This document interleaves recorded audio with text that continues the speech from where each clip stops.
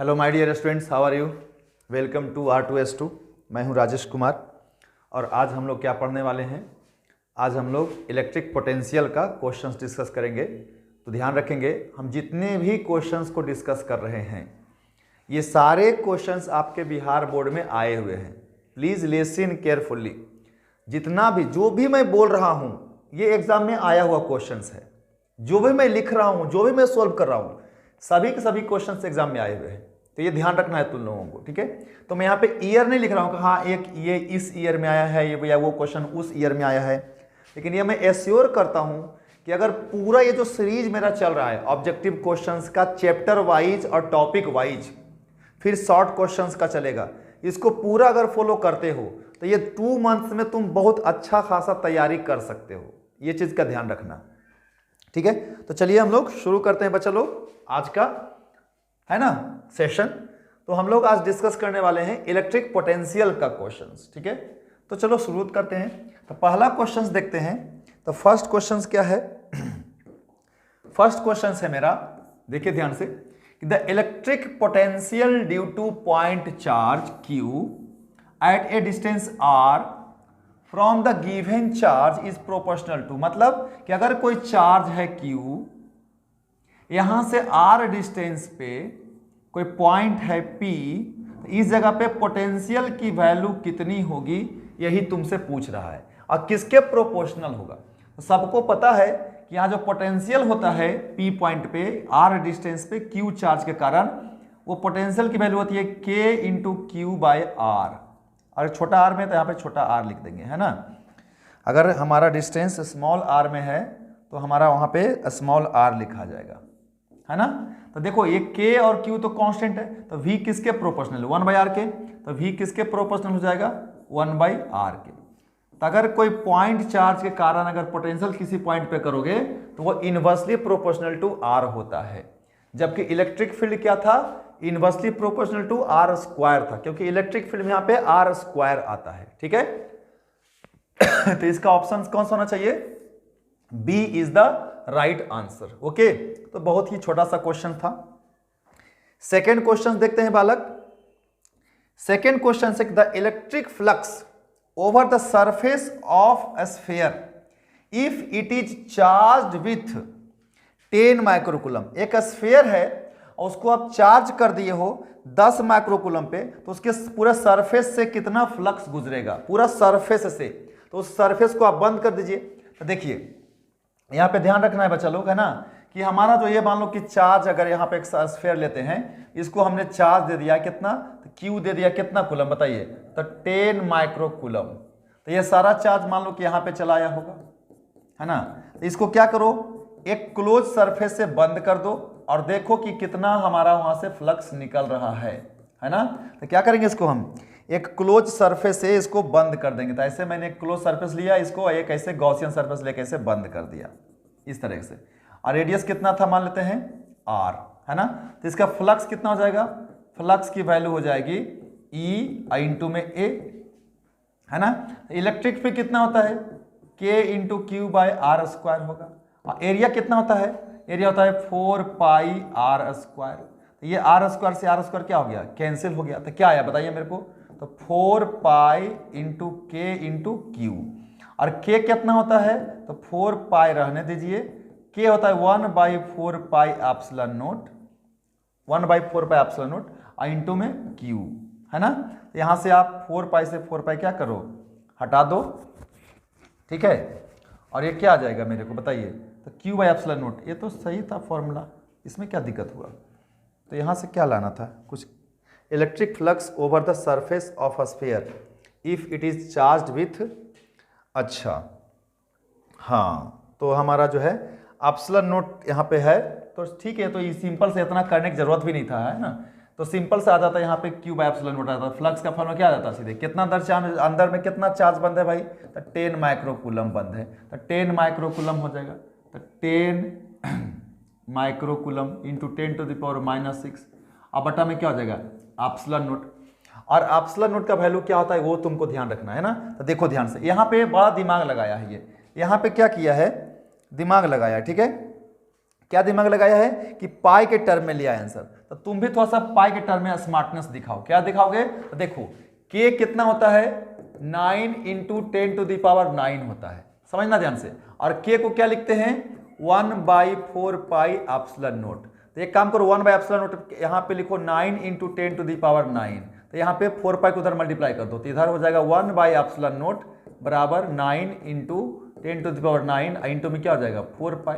तो यहाँ से अगर 4 पाई मल्टीप्लाई करो तो कितना जाएगा बताओ? 9 इंटू 4 कितना 36 पाई हो जाएगा, इंटू में 10 टू द पावर 9। ये किसका वैल्यू आ गया? ये 1/एप्सिलॉन नॉट का वैल्यू आ गया। ये ध्यान रखना है। यहाँ देखो बहुत अच्छा ये क्वेश्चन यूज किया है कि 1/एप्सिलॉन नॉट की जगह पर लिया है 36 pi into 10 to the power 9, तो डायरेक्ट वैल्यू वहां पे रख सकते हो, है ना। तो लिखोगे 10 into 10 to the power -6 into 1/एप्सिलॉन नॉट। तो 1/एप्सिलॉन नॉट की जगह पर कितना 36 pi into 10 to the power 9, तो 36 pi into 10 to the power 9। अब यहां से अगर हम देखा जाए तो ये देखिए 10 माइक्रोकूलम था, तो ये 10 टू द पावर -5 हो जाएगा, और -5 इसमें घट जाएगा, तो क्या बचेगा 10 टू द पावर 4 बचेगा। तो 36 pi into 10 to the power 4, 10 to the power 4, ठीक है ना। ये ध्यान रखना है, ठीक है। इसका यूनिट में वोल्ट मीटर भी ले सकते हो, या फिर न्यूटन के टर्म में बताया था मैंने 36 pi into 10 to the power 4 रहने दीजिए। और यहाँ पे इलेक्ट्रिक फील्ड का न्यूटन पर कूलम है ना, न्यूटन पर कूलम यहाँ पे, तो न्यूटन मीटर स्क्वायर कूलम के पावर -1, ये भी आपका लिख सकते हो फ्लक्स का यूनिट। तो दोनों में से कोई भी आपका सही है। तो देख लीजिए इसका 36 pi into 10 to the power 4 newton metre square per coulomb, या फिर 36 pi into 10 to the power 4 volt metre. तो कौन सा ऑप्शन है, जरा ऑप्शन चेक करो, है 36 into 10 power 4 newton metre square per coulomb, है ना।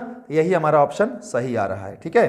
तो ए ऑप्शन इसका क्या होगा, राइट आंसर होगा। तो यहाँ पे बचा एक चीज बहुत अच्छा जो है इस क्वेश्चन में इंपॉर्टेंट आया कि 1/एप्सिलॉन नॉट की value 36 pi into 10 to the power 9 होता है। कहां से?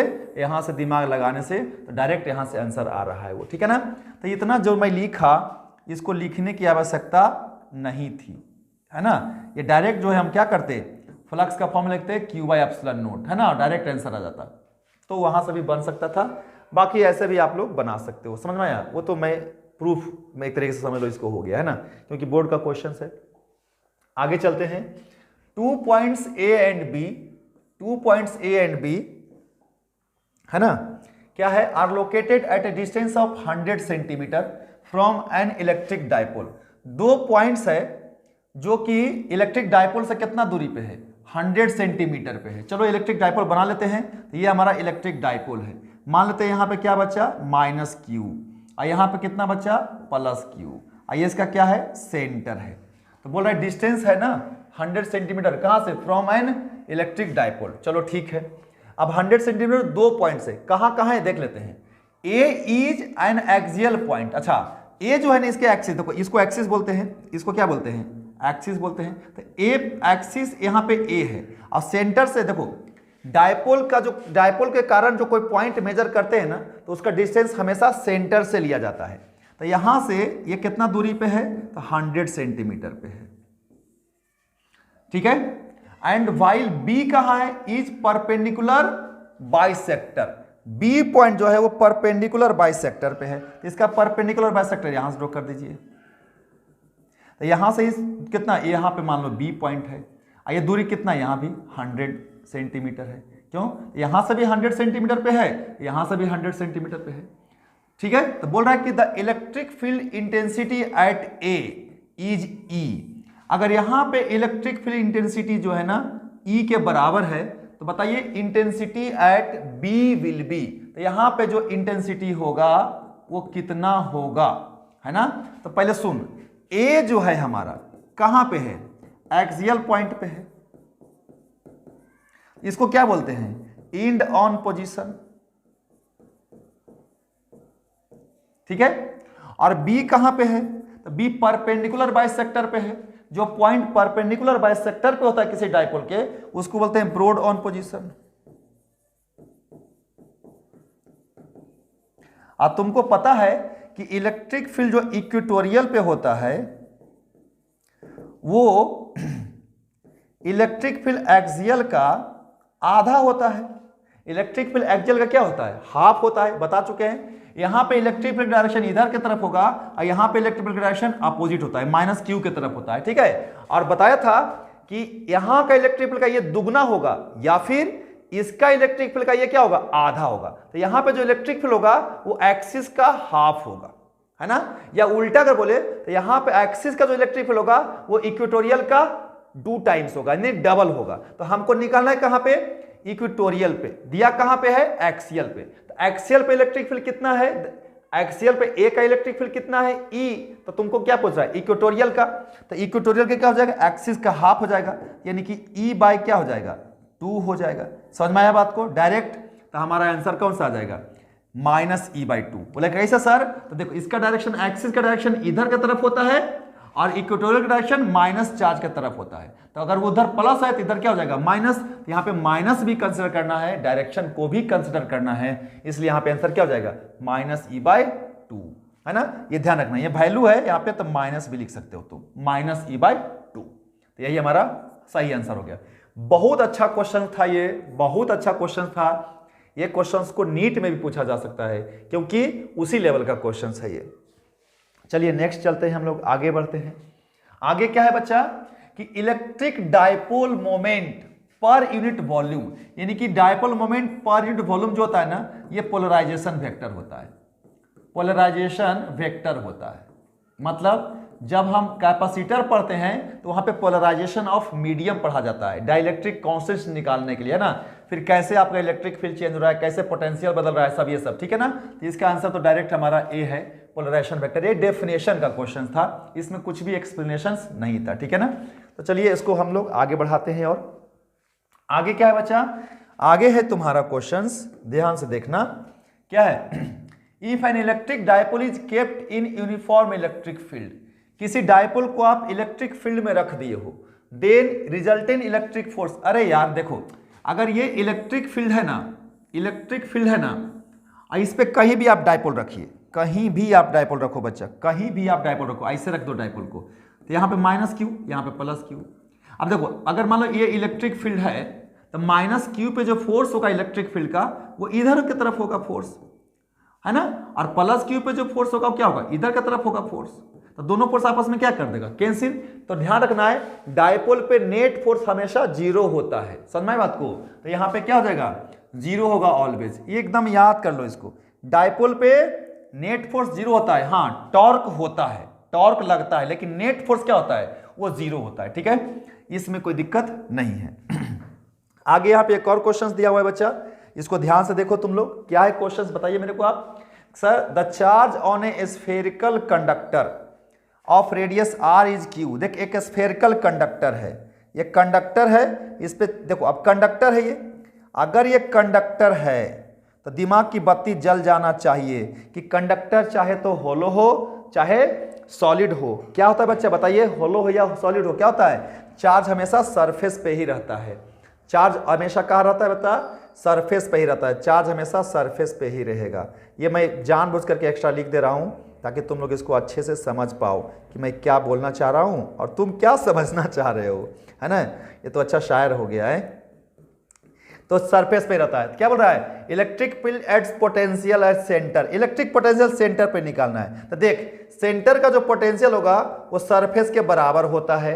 इलेक्ट्रिक फील्ड अंदर में 0 होता है, लेकिन इलेक्ट्रिक पोटेंशियल जो होता है ना वो कांस्टेंट होता है, समझ में आया, सरफेस के बराबर होता है। कितना हो जाएगा फॉर्मूला में, k into Q by R होगा, क्या होगा, k into Q by R. और चाहो तो k का वैल्यू भी पुट कर सकते हो, क्या तो हमारा सेंटर क्या बोले या सरफेस का बोले या अंदर में कहीं भी, यहाँ पे यहाँ पे यहाँ पे यहाँ पे यहाँ पे सरफेस पे कहीं भी पूछता तो कितना आता, k का जगह पर 1/4 पाई एप्सिलॉन नॉट रखेंगे तो 1/4 पाई एप्सिलॉन नॉट रख दिए, ऊपर में चार्ज और बटा में रेडियस r, तो k cube 1/4 pi epsilon naught Q by R, है ना। तो हमारा कौन सा ऑप्शन होगा बच्चा, तो ये सी नंबर इसका जो है क्या है, सी इज द राइट आंसर, है ना। मजा आ रहा है, अरे मजा आना चाहिए, एकदम जोर लगा करके आप लोग तैयारी करते रहिए, फोड़ देना है बोर्ड में, है ना।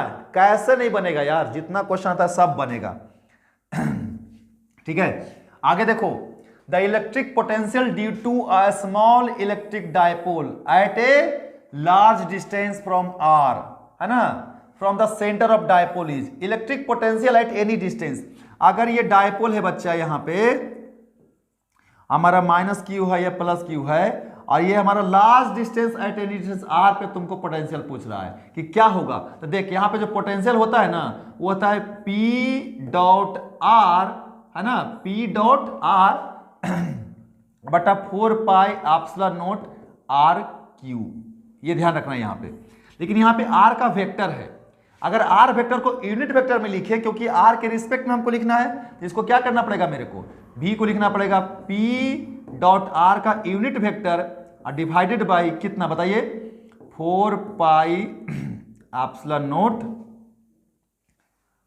सही है ना, और आर स्क्वायर हो जाएगा। समझ में आया? यहाँ पे P जो होता है वो 1/r स्क्वायर के होता है, ध्यान रखना है। और यही अगर इलेक्ट्रिक फील्ड होता तब फिर इलेक्ट्रिक फील्ड में यहाँ पे क्या हो जाता, Q आ जाता, ठीक है ना। तो 1/r स्क्वायर के प्रोपोर्शनल होगा क्या चीज, लार्ज डिस्टेंस पे इलेक्ट्रिक पोटेंशियल किसी डायपोल के कारण। ये डायरेक्ट फॉर्मूला है, अगर तुमको फॉर्मूला याद है तो क्वेश्चन धड़ सा बनेगा। अगर यही क्वेश्चन इलेक्ट्रिक फील्ड पूछता कि at any distance r due to a small dipole at large distance, तो आता 1/r क्यू। अगर इलेक्ट्रिक फील्ड पूछता तो 1/r क्यू आता, पोटेंशियल पूछ रहा है तो 1/r स्क्वायर आएगा। ये दोनों केस ध्यान रखना है, किसके लिए, फॉर अ स्मॉल डायपोल के लिए। फिर से सुन लो, फॉर अ स्मॉल डायपोल के लिए बात मैं कर रहा हूं और एट लार्ज डिस्टेंस बात कर रहा हूं।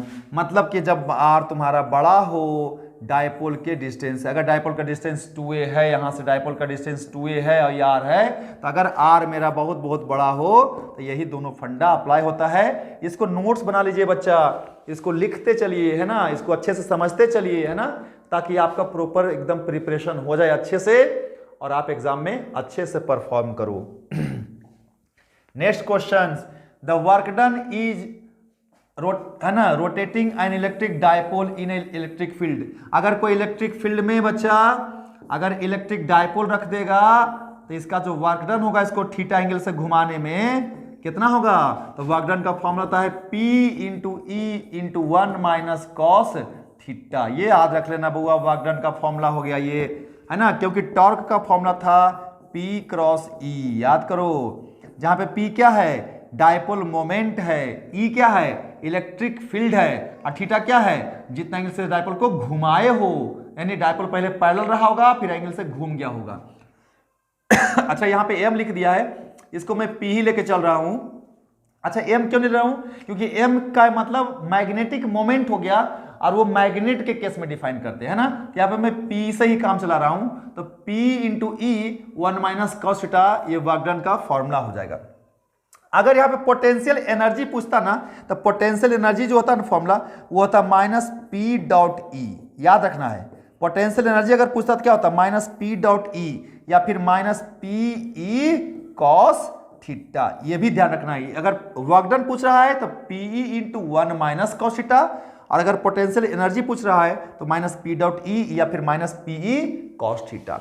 ये दोनों फॉर्मूला आपको याद रखना है, अच्छे से याद रखना है, ठीक है बच्चा। चलिए नेक्स्ट क्वेश्चन चलते हैं हम लोग। नेक्स्ट क्या है, ध्यान से देखो, तो बोल रहा है क्या कि a hollow sphere of radius 5 centimetre is charge to 10 volt. अब भैया होलो स्फीयर है, इसको चार्ज कर दिया गया है कै वोल्ट तक, 10 वोल्ट तक। आइए होलो है, अच्छा sir, the potential at centre, क्या भाई बोला, हॉलो स्फीयर के लिए पोटेंशियल सेंटर का और सरफेस का बराबर होता है। सेंटर का पोटेंशियल सरफेस का पोटेंशियल बराबर होता है, तो अगर सरफेस का पोटेंशियल 10 वोल्ट है तो सेंटर का पोटेंशियल भी 10 वोल्ट होगा। तो भैया 10 वोल्ट आंसर हो जाएगा, कहीं भी कंफ्यूज नहीं होना है, चाहे वो ये कंडक्टर हो चाहे ये नॉन कंडक्टर हो। अगर होलो है तो फिर सेंटर का पोटेंशियल और सरफेस का पोटेंशियल सेम होता है, without any tension, without any problem. चलो आगे बढ़ते हैं, आगे बढ़ेंगे।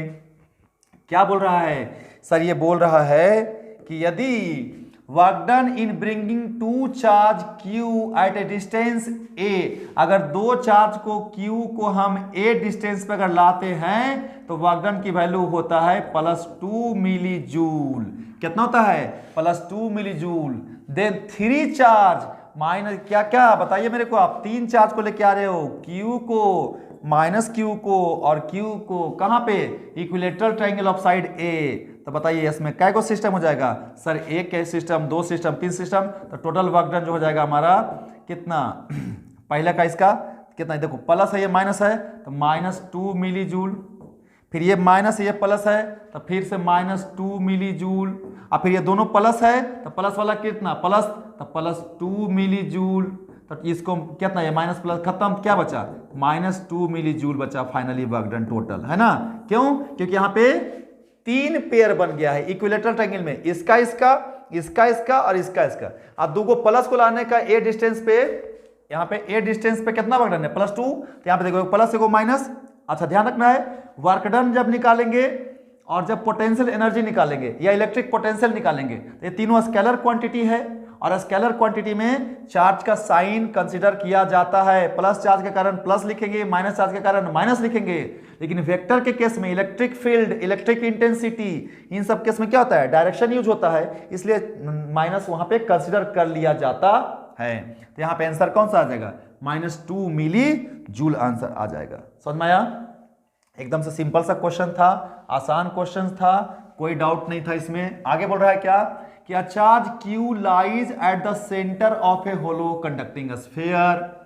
देखो एक होलो कंडक्टिंग स्फीयर है और इसका सेंटर पे Q चार्ज है, तो net charge on the conductor is 0। इस पे नेट चार्ज जो है ना कंडक्टर के सरफेस पे वो 0 है, तो मतलब क्या बोल रहा है कि the charge on the inner surface, देख बउआ इसके ऊपर नेट चार्ज अगर 0 है ना, तो अगर सेंटर पे पहले प्लस चार्ज है ना तो इसके अंदर वाला सरफेस पे माइनस चार्ज आएगा, आएगा ही आएगा आंख बंद करके, ताकि ये दोनों जोड़ करके 0 होना चाहिए। ये ध्यान रखना है, क्योंकि किसी भी कंडक्टर के अंदर इलेक्ट्रिक फील्ड तो होता ही नहीं है, और जब इलेक्ट्रिक फील्ड 0 होता है तो फिर अंदर में टोटल चार्ज भी 0 होना चाहिए, तो अंदर वाले सरफेस पे -Q आएगा आंख बंद करके, तो इसका आंसर -Q मारो एकदम आंख बंद करके, कोई टेंशन नहीं है। अंदर में टोटल चार्ज 0 करना ही करना है तुमको, अगर नहीं है सेंटर पे तो बहुत अच्छा, अंदर वाला सरफेस पे कोई चार्ज नहीं आएगा, लेकिन अगर अंदर में कोई चार्ज पहले से रखा हुआ है तो उतना ही चार्ज उसके अपोजिट में डेवलप हो जाएगा अंदर वाला सरफेस पे। ये ध्यान रखना है, ताकि नेट चार्ज अंदर में 0 हो और इलेक्ट्रिक फील्ड अंदर का क्या मिले 0, क्योंकि कंडक्टर अगर है तो अंदर में इलेक्ट्रिक फील्ड 0 होता है। उसी क्वेश्चन को आगे पूछ रहा है कि a charge Q lies at the centre of A charge sphere, conductor का देखो यहां पे है ना, और इसका जो है पूरा चार्ज 0 है, तो charge on the outer surface पे कितना जाएगा भाई। अब देखिए अब यहां पे ध्यान देना है तुमको, है ना, कि आउटर सरफेस पे कितना जाएगा। तो अब बोल रहा है कि द आउटर सरफेस पे कितना चार्ज जाएगा, तो अंदर पे कितना जाएगा -Q, और इसका जोड़ के कितना आना चाहिए 0 आना चाहिए, तो ऊपर कितना जाएगा +Q जाएगा, तभी तो ये दोनों जोड़ के 0 आएगा।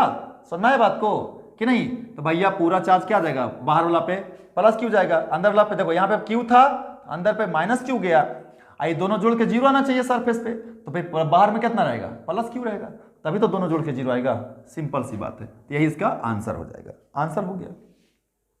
आगे चलते हैं, आगे क्या है कि a charge Q is placed at a distance R from A point P। भाई एक P पॉइंट से R डिस्टेंस पे एगो चार्ज है Q, है ना, and the potential at P is V। तो यहाँ का पोटेंशियल V0 होगा, यहाँ का पोटेंशियल जो है V0 है, किसके कारण, इस Q के कारण। तो कैसे, इस किसी चार्ज के कारण किसी पॉइंट पे पोटेंशियल क्या होता है KQ/R, इसी की वैल्यू कितना है V0 है, क्योंकि यही ना पोटेंशियल का फॉर्मूला होता है। इफ बोला अ -Q charge is placed at distance 2R from the P। अब यहां से 2R पे यहां पे हम रख दिए है ना कितना -2Q चार्ज, ठीक है। देन पोटेंशियल, अब यहां पे पोटेंशियल कितना होगा बोला क्या कि चार्ज -Q, सॉरी बच्चा लोग, इसको थोड़ा सा यहाँ पे 2 नहीं होगा ये, है ना, -Q is placed at a distance 2R। तो देखो अब इसके कारण यहाँ पे पोटेंशियल कितना होगा, तो पोटेंशियल का फॉर्मूला क्या होता है -K × Q और बट्टे में कितना 2R हो जाएगा, है ना। अब देखो ये V हो गया, तो V की जगह क्या लिखोगे बताओ मेरे को। सर लिखेंगे हमारा यहाँ पे -K × Q/R इंटू में 1/2 लिखेंगे, नहीं लिखेंगे, हाँ सर लिखेंगे सर, इसको मैं थोड़ा सा मिटा रहा हूं। देखो ध्यान से, यहां पे -Q चार्ज रखे हैं और डिस्टेंस कितना है 2R, तो बताइए इसके कारण यहां पे पोटेंशियल कितना हो जाएगा, तो निकालना पड़ेगा, तो K × -Q और बटे 2R। अब देखो KQ/R की जगह पर कितना है V0, तो के क्यू आर की जगह पर क्या है वी नोट, यहाँ पे क्या हो जाएगा माइनस ऑफ वी नोट बटा में क्या ये है 2, तो यही हमारा पोटेंशियल आ जाएगा। पोटेंशियल कितना आ जाएगा माइनस वी नोट बाय 2, किसके कारण, इसके कारण, और इसके कारण कितना था वी नोट था, तो यहाँ पे टोटल पोटेंशियल क्या हो जाएगा, टोटल पोटेंशियल बताइए कितना हो जाएगा, पोटेंशियल क्या हो जाएगा सर, टोटल पोटेंशियल हो जाएगा इसके कारण कितना यहाँ पे माइनस वी नोट बाई 2, और इसके कारण कितना था पहले से वी नोट, तो हो जाएगा माइनस वी नोट बाई 2 और प्लस में वी नोट, तो कितना आ जाएगा वी नोट बाई 2 आंसर आ जाएगा। ये हमारा आंसर हो जाएगा कितना, टोटल पोटेंशियल क्या हो जाएगा यहाँ पे वी नोट बाई 2।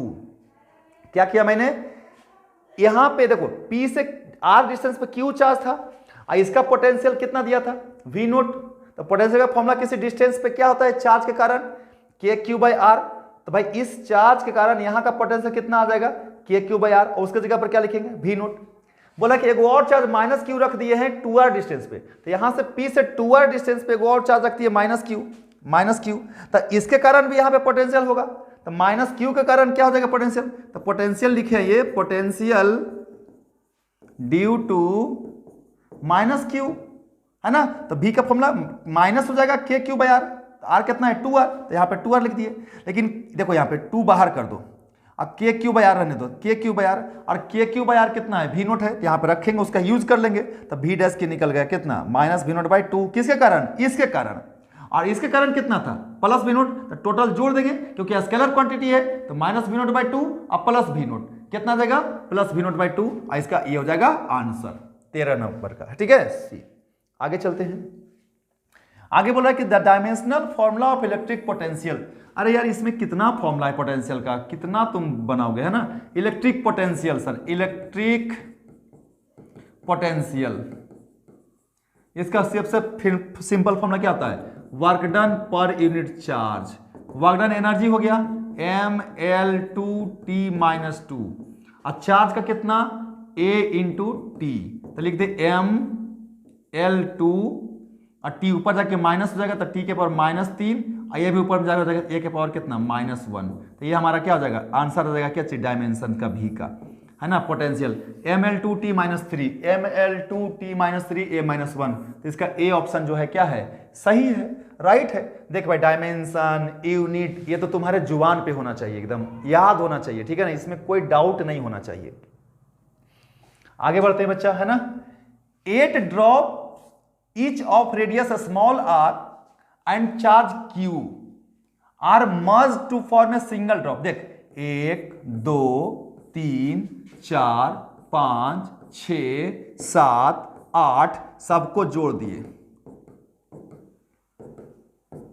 और सबको जोड़ के एक बड़ा सा ड्रॉप बना दिए, तो मान ली इसका रेडियस कितना था r, इसका रेडियस भी कितना था r, इसका रेडियस कितना, इसका रेडियस कितना ले ले r, तो सबको जोड़ के इसका क्या फंडा है, इसका जोड़ के फंडा क्या है कि इस पे चार्ज q, इस पे चार्ज q, इस पे चार्ज q, इस पे चार्ज q, इस पे q, इस पे q, इस पे q, तो इस पे q, तो सब चार्ज हमेशा कंजर्व होता है, तो टोटल चार्ज कितना हो जाएगा इस पे चार्ज होगा 8q, तो कैपिटल Q अगर मान लेते हैं तो टोटल चार्ज कितना हो जाएगा 8q, और इसका पोटेंशियल पूछ रहा है, तो किसी तरह से रिलेशन निकालते रेडियस का, तो देखो रेडियस का निकालने का क्या है, सब ड्रॉप को जब जोड़ेंगे दोनों का वॉल्यूम सेम होगा, तो 8 गुना वॉल्यूम ऑफ वन स्फीयर, क्योंकि 8 गो है ये, तो एगो के क्या हो जाएगा 4/3 इंटू पाई आर क्यू, अब बराबर ये पूरा का वॉल्यूम इसके बराबर होना चाहिए, तो इसका वॉल्यूम कितना हो जाएगा, तो 4/3 इंटू पाई और कैपिटल आर का क्यू, तो 4/3 से 4/3 कैंसिल, पाई से पाई कैंसिल, तो 8 को क्यूब में लिख सकते हो, तो हाँ सर 2 गुने 2 गुने 2, तो 2r का होल क्यू बराबर में r क्यू, कट गया, तो r का वैल्यू कितना आ गया 2r, तो देख इसका रेडियस कितना हो जाएगा 2r बराबर 2r हो जाएगा। अब इसका पोटेंशियल निकालना है, तो चार्ज कितना 8q, तो पोटेंशियल क्या हो जाएगा k इंटू क्यू, क्यू की जगह पर कितना है 8q बटा रेडियस कितना 2r, तो 2r काट दे, तो ये 2 से यहाँ पे कट जाएगा तो क्या हो जाएगा 4 ना, तो ऊपर 4 कॉमन आ गया, तो आ गया 4 इंटू KQ बटा में r, और KQR किसका पोटेंशियल है, एगो ड्रॉप का पोटेंशियल है ना, इस ड्रॉप का पोटेंशियल कितना दिया था है ना, बताइए मेरे को आप, इसका पोटेंशियल ऑफ ड्रॉप कितना हो जाएगा ड्रॉप का, तो k इंटू स्मॉल क्यू बटे r एगो ड्रॉप का, तो पूछा है कि बड़का ड्रॉप और छोटका ड्रॉप का रेशियो बताइए, तो ये कै गुना है 4 गुना है ना, तो बड़का ड्रॉप और बटा छोटका ड्रॉप लार्ज और ये स्मॉल क्या जाएगा 4/1 आ जाएगा, क्योंकि बड़का का जो है 4 गुना ज्यादा आया है छोटका से, तब 4:1 आंसर आ जाएगा। तो देखिए जब भी ड्रॉप का सिंबल जोड़ना हो ना तो ध्यान रखना है, ऐसा पूछेगा कि जिसका क्यू आसानी से निकलता हो। 8 पूछेगा तो क्यूब में 2 आएगा, 27 पूछेगा तो क्यूब में 3 आएगा, 64 पूछेगा तो क्यूब की जगह पर 4 आएगा। तो यहाँ का रेडियस क्या हो जाएगा, 27 ड्रॉप के लिए रेडियस 3r, 64 ड्रॉप के लिए रेडियस 4r। तो ये याद रखना है कि इस तरह से तुमसे पूछेगा कि वॉल्यूम को दोनों को इक्वेट करो, उससे रिलेशन निकलेगा रेडियस का। चार्ज हमेशा कंजर्व होता है तो टोटल चार्ज फिक्स हो जाएगा, फॉर्मूला निकाल दो, आंसर आ जाएगा। ठीक है, तो 4:1 इसका रेशियो आ गया। अब चलते हैं आगे। आगे क्या है बच्चा कि पोटेंशियल एनर्जी ऑफ, देखो पोटेंशियल एनर्जी ऑफ डाइपोल पूछ रहा है, तो पोटेंशियल एनर्जी का भी ना फॉर्मूला पढ़ाए थे, कितना -P.E पढ़ाए थे कि नहीं पढ़ाए थे। तो -P.E बोला फॉर्मूला डायरेक्ट होता है पोटेंशियल एनर्जी का।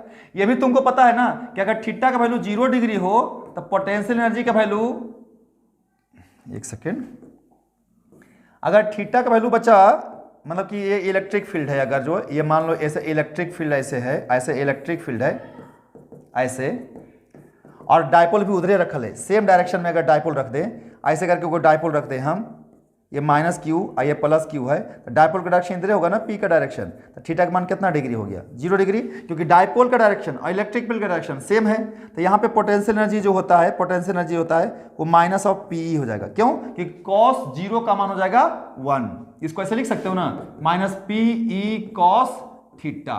तो थीटा का मान कितना 0, तो cos 0 1, सीधे सीधे -Pe बचेगा। अगर मान लो इलेक्ट्रिक फील्ड ऐसे है और इसमें डाइपोल को तुम 90 डिग्री पे रख दिए हो, डाइपोल को कितना डिग्री पे रख दिए हो, 90 डिग्री पे, ये -q ये +q, तो डाइपोल का डायरेक्शन ऊपर की तरफ p हो जाएगा। तो यहाँ थीटा कितना डिग्री हो जाएगा, 90 डिग्री। तो इसका पोटेंशियल कितना हो जाता है, 0। तो अगर कोई डाइपोल 90 डिग्री पे हो तो उसका पोटेंशियल 0 होता है ना। और अगर कोई डाइपोल उल्टा रख दे तो ये इलेक्ट्रिक फील्ड हो, ये अगर इलेक्ट्रिक फील्ड है ना, ये है क्या चीज, इलेक्ट्रिक फील्ड है, और इस पे अगर डाइपोल को हम उल्टा रख दे बच्चा लोग, कैसे रख दें, उल्टा रख दे, इधर की तरफ डाइपोल रख दे, यानी कि माइनस इधर हो प्लस इधर हो, तो डायरेक्शन डाइपोल का माइनस से प्लस की तरफ। तो यहाँ पे थीटा कितना डिग्री हो जाएगा, 180। तो cos 180 क्या होता है, -1 और माइनस पहले से, तो माइनस माइनस क्या हो जाएगा, प्लस हो जाएगा, तो इलेक्ट्रिक ये क्या हो जाएगा, -+Pe हो जाएगा। तो ये मैक्सिमम होता है। तो मैक्सिमम पोटेंशियल एनर्जी कब हो जाएगा, 180 डिग्री पे। मिनिमम पोटेंशियल एनर्जी 0 डिग्री पे, 90 डिग्री अल्फा पे 0 होता है, ठीक है ना। लेकिन फॉर्मूला में क्या होता है, यहाँ पे डायरेक्ट फॉर्मूला पूछा था, तो P.E। ये भी पूछ सकता था कि P cos θ होता है, वो भी ऑप्शन हो सकता था, या ये भी पूछ सकता था कि कहाँ पे कितना होता है, या ये भी पूछ सकता था कि मैक्सिमम पोटेंशियल एनर्जी किस कंडीशन में होगा, जब थीटा 180 डिग्री होगा। मिनिमम पोटेंशियल एनर्जी किस कंडीशन में होगा, जब थीटा 0 डिग्री होगा। जीरो पोटेंशियल एनर्जी कब होगा, जब थीटा 90 होगा, यानी डाइपोल परपेंडिकुलर है, ठीक है। तो इसमें 3 या 4 केस आ सकता है, इससे ज्यादा नहीं आने की संभावना है। आगे चलते हैं।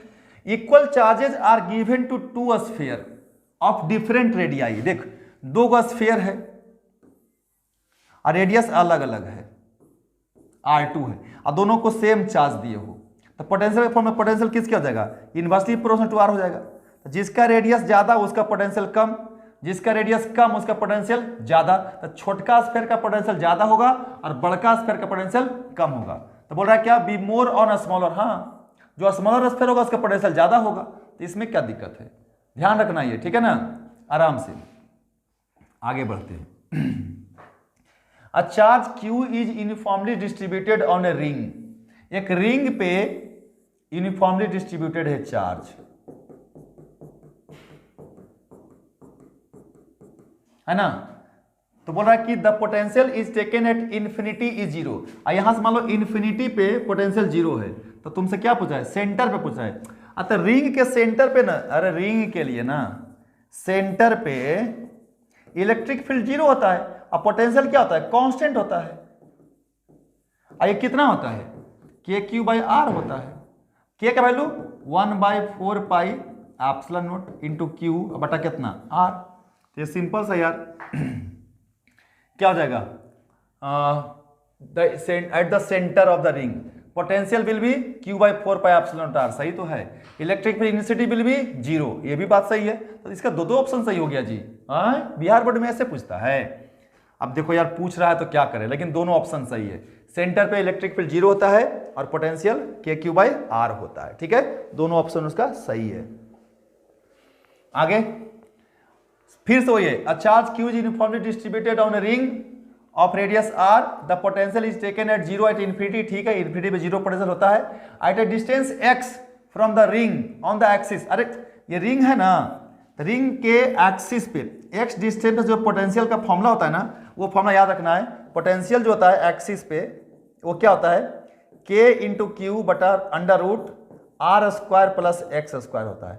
r इसका क्या है, रेडियस है, k का वैल्यू 1/4 लगा लेना है ना। ये देखो किसका है, ये ऑप्शन है, ये तो याद कर लो यार, इजी है। आगे चले, आगे देखो यहां पे क्या बोल रहा है, the work done by electric field on A charge taken from one point two another point on equipotential surface. देखो जब भी इक्विपोटेंशियल सरफेस पे लेके जाएंगे ना, तो देखो वो ध्यान रखना है हमको हमेशा, है ना, कि पोटेंशियल चेंज कितना आएगा, 0 आएगा, और वर्क डन का फॉर्मूला होता है डेल्टा, है ना, बी इंटू में क्यू होता है। तो जब पोटेंशियल नाम है इक्विपोटेंशियल सरफेस, यानी कि सरफेस पे हर जगह पोटेंशियल सेम है, तो जब पोटेंशियल में चेंज ही नहीं हुआ तो वर्क डन तो करना ही नहीं पड़ेगा, ऑलवेज 0 होगा। तो इक्विपोटेंशियल सरफेस पे कोई भी चार्ज कहीं लेके जाइए, वर्क डन हमेशा 0 होता है, ठीक है ना। तो ये यहाँ पे 0 हो जाएगा, ठीक है, एकदम आराम है यार, एकदम आसान आसान क्वेश्चन पूछा जा रहा है, इतना आसान कि कुछ कहने का नहीं। आगे क्या बोल रहा है कि a charge q is placed at a distance r from a point p, the potential is v naught, minus q is placed at, अच्छा रिप्लेस्ड कर दिया q से, तो जहां पे प्लस q था वहां पे क्या है, माइनस q आ गया, तो पोटेंशियल देखो जो पहले प्लस चार्ज था, मान लो यहाँ पे पहले प्लस चार्ज है और यहाँ पे पोटेंशियल तुमने निकाला r डिस्टेंस पे, तो कितना आया, k q/r आएगा। और अगर इस प्लस को हटा करके हम यहाँ पे क्या पुट कर दे, बताओ, यहाँ पे अगर माइनस रख दें, यहाँ पे क्या रख दें, अगर माइनस यहाँ पे रख दें तो यहाँ पे क्या हो जाएगा, माइनस खाली साइन आ जाएगा, तो यानी कि माइनस भी हो जाएगा। तो ध्यान रखना यार, माइनस भी नोट हो जाएगा। ध्यान रखेंगे स्केलर क्वांटिटी है पोटेंशियल, और स्केलर क्वांटिटी में साइन को कंसिडर किया जाता है, ठीक है। तो चलिए यहाँ पे हो गया, आसानी है ये। आगे क्या बोल रहा है कि a charge q is placed at a distance r from a point p, the potential is v naught, charge q is placed at a distance r/2 from the p, the potential is, अगर बोल रहा है तो यार ठीक तो है। देखो अगर q है ना, यहाँ पे p पे पूछा है पोटेंशियल, r पे क्या आ जाएगा, तो k/q/r, इसका वैल्यू क्या आ जाएगा बताइए मेरे को, v। अब ये v नोट बोल रहा है, अगर बोल रहा है क्या कि charge q is placed at a distance r/2 पे रखेंगे, तो अगर ये अब डिस्टेंस r डैश क्या हो जाएगा, r/2 हो जाएगा, तो यहाँ पे r/2 हो जाएगा, तो पोटेंशियल v डैश क्या हो जाएगा, kq अपटम कितना r/2, तो 2 ऊपर चल जाएगा, तो 2 इंटू kq बटे क्या हो जाएगा, r हो जाएगा, तो यहाँ से क्या हो जाएगा, दुगना हो गया ना, तो 2v नोट हो जाएगा, तो पोटेंशियल क्या हो जाएगा, 2v नोट हो जाएगा, डबल हो जाता है ना, क्योंकि डिस्टेंस घट रहा है तो पोटेंशियल बढ़ेगा, ठीक है ना। तो ये ध्यान रखना है, डबल हो जाता है, सिंपल सी बात है, क्योंकि v inversely proportional to r होता है। ये तो इजी क्वेश्चन था, कुछ है ही नहीं था। आगे बढ़ते हैं बच्चा लोग, आगे क्या बोल रहा है कि the work done in bringing two charge q at a distance a from each other is 2 milli joule, the work done in bring क्या है, assembling q and minus q with a distance between them will be अच्छा उसी distance अगर रखे हुए तो देखो ये है प्लस q, ये भी है प्लस q, इसको अरेंज किए a डिस्टेंस पे, तो वर्क डन कितना था, +2 मिली जूल है। और अगर यहीं पे एगो माइनस q होता, एगो प्लस q होता, और डिस्टेंस a ही रहता, तो वर्क डन कितना आता, -2 मिली जूल आता। और क्या आता आंसर निगेटिव आता। वर्क डन हो गया, पोटेंशियल हो गया, सब स्केलर क्वांटिटी है, साइन पे डिपेंड करता है, ठीक है ना, कुछ इसमें दिमाग ही नहीं लगाना है। आगे चलते हैं बच्चा लोग, है ना।